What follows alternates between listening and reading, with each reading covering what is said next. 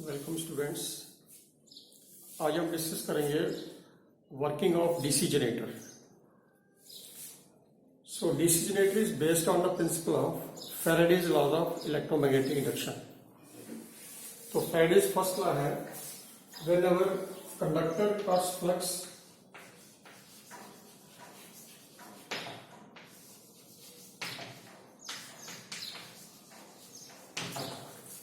Faraday's first law is whenever conductor cuts flux, EMF is induced. So for production of EMF, three things are necessary: conductor, flux, and cuts. Cuts means motion.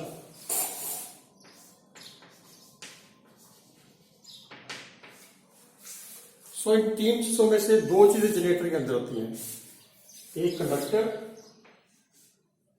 और एक flux. ये दो चीज generator के अंदर होती है। Motion इसको हम बाहर से देते हैं। तो जिस चीज से मोशन देते हैं वो होती है मैकेनिकल पावर। सो हम ऐसे भी कहते हैं generator converts mechanical power to electrical power. तो जो चीज जनरेटर को घुमाना है वो घुमाना जो आपने मैकेनिकल पावर से घुमाना है, तो मैकेनिकल पावर किसी इंजन से मिल सकती है और किसी पानी से मिल सकती है, वाटर टरबाइन से या स्टीम टरबाइन से। तो ये सारे जो मैकेनिकल पावर लेकर फिर इलेक्ट्रिक पावर बनाते हैं। सो एनर्जी जनरेट नहीं कभी भी हो सकती, it is convert from one form to another form. So DC generator converts mechanical power to electrical power. So इसके अंदर दो ही पार्ट है जनरेटर के, एक कंडक्टर और एक फ्लक्स। तो फ्लक्स आएगा मैग्नेट से, ये मैग्नेटिक पार्ट आ गया, और दूसरा पार्ट है कंडक्टर, ये कंडक्टर है इसका।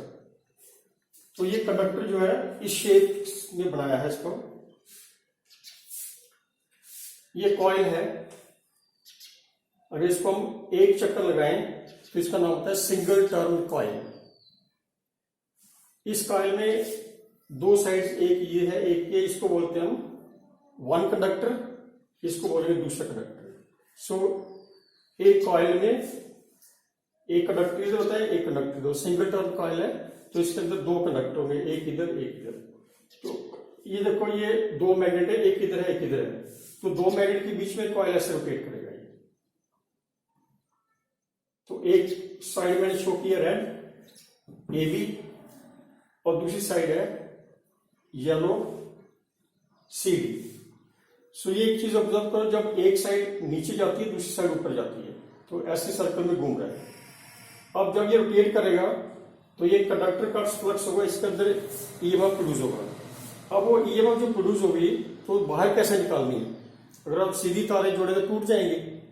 तो इसकी हेल्प के लिए हम लगाते हैं slip rings and brush arrangement. So slip ring and brush arrangement is used for taking electricity outside from the generator. कोई रोटेटिंग पार्ट है उससे बिजली बाहर निकालनी है, it is with the help of slip rings and brushes. तो ये मैं समझाऊंगा स्लिप रिंग्स क्या होती हैं। जैसे एक रिंग ये है, तो ये रेड रिंग है, तो ये रेड रिंग इधर लगा दी।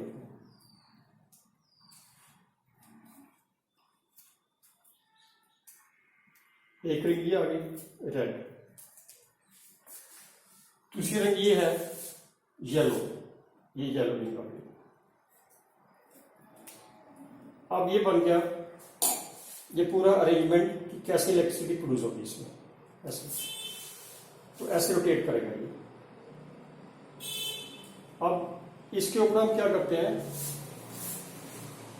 इलेक्ट्रिसिटी बाहर निकालनी है तो दो चीजें इसके ऊपर प्रेस कर देते हैं, इसका नाम है ब्रश। ये ब्रश से हम फिक्स कर देते हैं। यहां पर ब्रश रखा मैंने L and M. L brush जो है वो रेड रिंग के साथ है, और एम ब्रश जो है वो येलो रिंग के साथ है। अब ये ऐसे रोटेट भी करता रहेगा और इससे इलेक्ट्रिसिटी बाहर भी आ जाएगी। तो ये हेल्प होती है कि कोई भी रोटेटिंग पार्ट है उस इलेक्ट्रिसिटी बाहर निकालनी है या इलेक्ट्रिसिटी फीड करनी है, it is with the help of slip rings and brushes. तो अभी हम डिस्कस करेंगे कि ये किस टाइप की ईएमएफ प्रोड्यूस होगी इसमें। तो इसमें ये अरेंजमेंट देख लें कि रेड जो है, रेड कंडक्टर जो है रेड रिंग के साथ जुड़ा है, येलो कंडक्टर जो है येलो रिंग के साथ जुड़ा है, और ब्रशेस पर फिक्स्ड है। तो ये ब्रशेस फिक्स रहते हैं, रिंग्स रोटेट करती रहती है। तो इस ब्रशेस से लेकर हम इलेक्ट्रिसिटी लैंप्स को दे देते हैं। तो अब हम डिस्कस करेंगे कि कैसे किस टाइप की ईएमएफ प्रोड्यूस होगी इसमें। ये स्टार्टिंग पॉइंट है। इस पॉइंट पर जैसे ये देखो, ये मैग्नेट है, ये नॉर्थ पोल है, ये साउथ पोल है। तो ये कंडक्टर ऐसे रोटेट कर रहा है, ऐसे रोटेशन है इसका। इस पॉइंट पर कंडक्टर कोई फ्लक्स कट नहीं करता है, तो इस पॉइंट पर ईएमएफ होगी 0। So when theta is 0, EMF is 0। Theta is 0, EMF is 0, क्योंकि इस पॉइंट पर क्या है कि motion is parallel to the field. ये डायरेक्शन ऑफ फील्ड है, नॉर्थ टू साउथ। तो इस पॉइंट पर क्या है कि जब कंडक्टर मूव करेगा तो it is moving parallel to the field, तो कोई फ्लक्स कट नहीं करेगा, ईएमएफ 0। इधर से स्टार्ट करेगा, कटिंग स्टार्ट हो जाएगी। इस पॉइंट पर आकर क्या होगा कि मैक्सिमम फ्लक्स कट करेगा, ये नीचे जाएगा और दूसरे साइड इसका ऊपर जाएगा। तो ये डायग्राम मैंने ये शो किया है। इस वक्त है थीटा 90,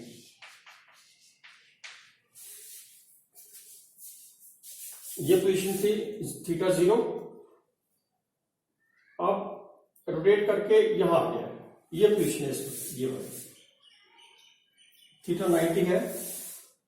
तो conductor AB is going downward and CD is going upward. ये ऐसे AB is going downward, CD is going upward.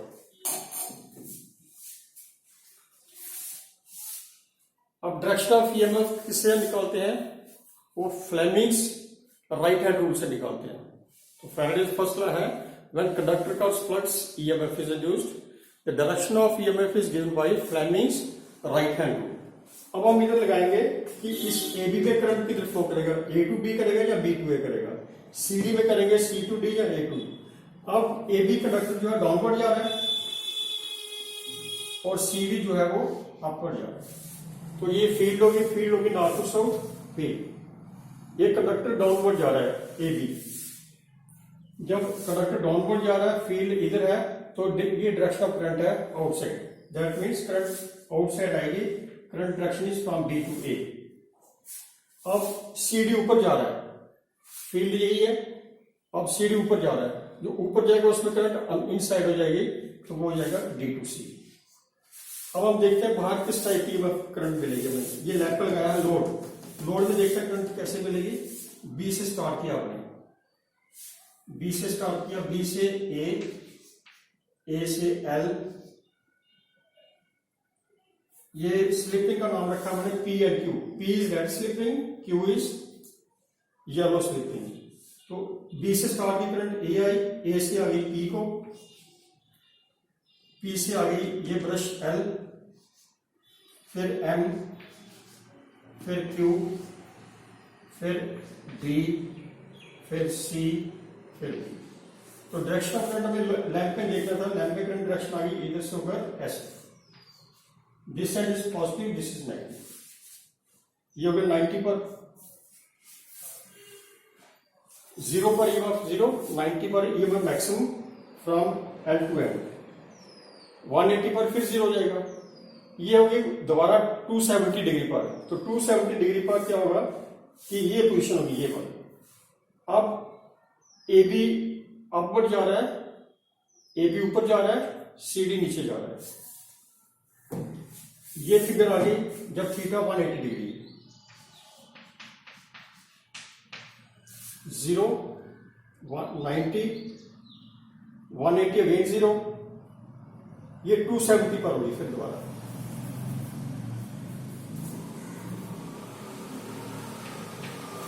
Theta 0 EMF 0, theta 90 EMF maximum, theta 180 EMF 0, theta 270 again is maximum. अब दोबारा हम इसकी डायरेक्शन निकालेंगे। ये ऐसे रोटेट कर रहा है, अब CD डाउनवर्ड जा रहा है, जो डाउनवर्ड जाएगा तो उसकी डायरेक्शन करंट आउटसाइड होगी, और AB अपवर्ड जा रहा है, इसकी डायरेक्शन इनसाइड होगी। तो एक चीज ऑब्जर्व करो, पहले करंट थी B टू A, अब होगी ए टू बी। पहले करंट थी D to C, C to D, तो अंदर डायरेक्शनल करंट रिवर्स हो गई है। अब बाहर देखते हैं क्या होता है।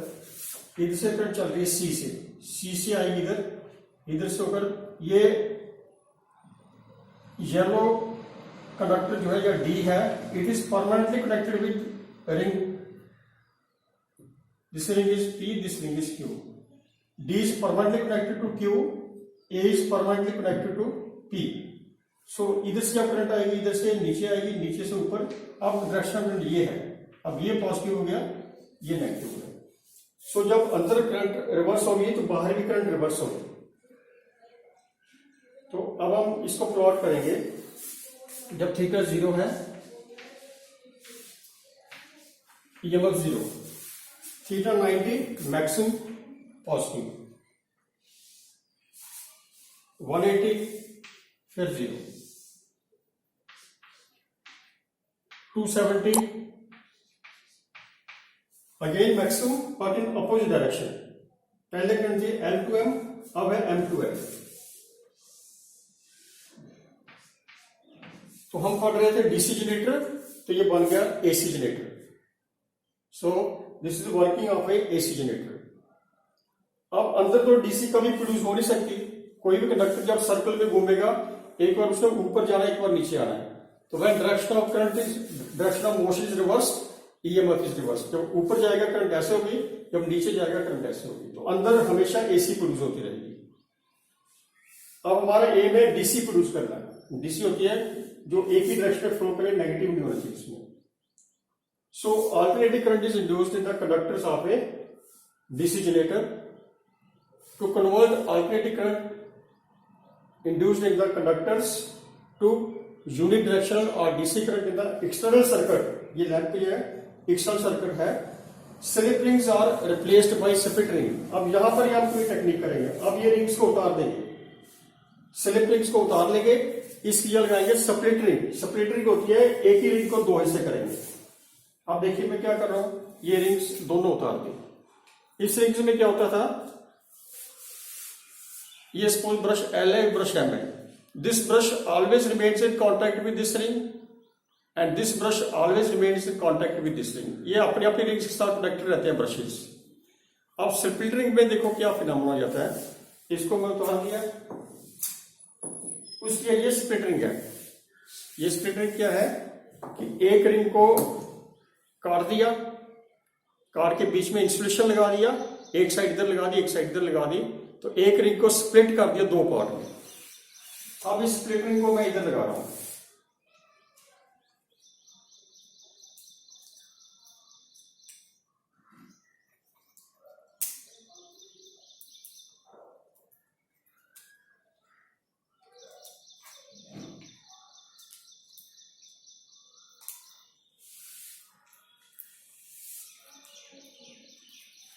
ये स्प्लिट रिंग लग गई। अब ब्रशेस की पोजीशन देखो क्या है। ब्रशेस हो गए ऐसे ऐसे। अब जब ये रोटेट करेगा तो ऐसे रोटेट करेगा, तो ये ब्रश कभी रेड पार्ट को मिलेगा, कभी येलो को मिलेगा। मतलब कि ब्रशेस फिक्स्ड हैं तो ये चेंज कर रहा है। So brushes are shifting segments. L brush इस पोजीशन में, एल ब्रश जो है वो लगाया येलो पर और एम लगाया रेड पर। तो जब ये रोटेट कर जाएगा, ये ब्रश आ गया रेड पर, ये आ गया येलो पर। फिर ये रोटेट करेगा, फिर ये रेड पर, ये रेड पर आ गया, ये येलो पर। So brushes are changing their segments. ये एक सेगमेंट ये है, इसका एक सेगमेंट ये है। अब हम देखते हैं इस चीज का कैसे हेल्प मिलती है for conversion of AC to DC. ये चीज जो है ये हो रही है। यहां पर तो था कि this brush always remains in contact with this ring, this brush always remains in contact with this ring। इसमें क्या है कि ये ब्रश L जो है A सेगमेंट के साथ है, इधर ब्रश L जो है B सेगमेंट के पास है। ये चीज हेल्प करती है फॉर कन्वर्शन। अभी हम डिस्कस करेंगे कि ये कैसे कन्वर्शन में हेल्प करेगी। ये पोजीशन है व्हेन थीटा इज 90 डिग्री। जब 90 डिग्री है तो ये कंडक्टर नीचे जा रहा है, ये ऊपर जा रहा है। तो फ्लेमिंग रूल से जो कंडक्टर नीचे जाएगा उसमें करंट आउटसाइड होगी ऐसे, और जो कंडक्टर ऊपर जा रहा है उसमें करंट इनसाइड होगी। अब हम देखते हैं बाहर किस टाइप की करंट मिली। इधर से करंट आई ऐसे, ये सेगमेंट, ये इंसुलेशन है बीच में, दोनों सेगमेंट के बीच में इधर से इधर करंट नहीं जा सकती, इधर से इधर नहीं आ सकती। तो इधर से करंट आएगी, इधर से होकर ये करंट आएगी, ये पॉजिटिव होगा, ये नेगेटिव। मीन्स ब्रश है B A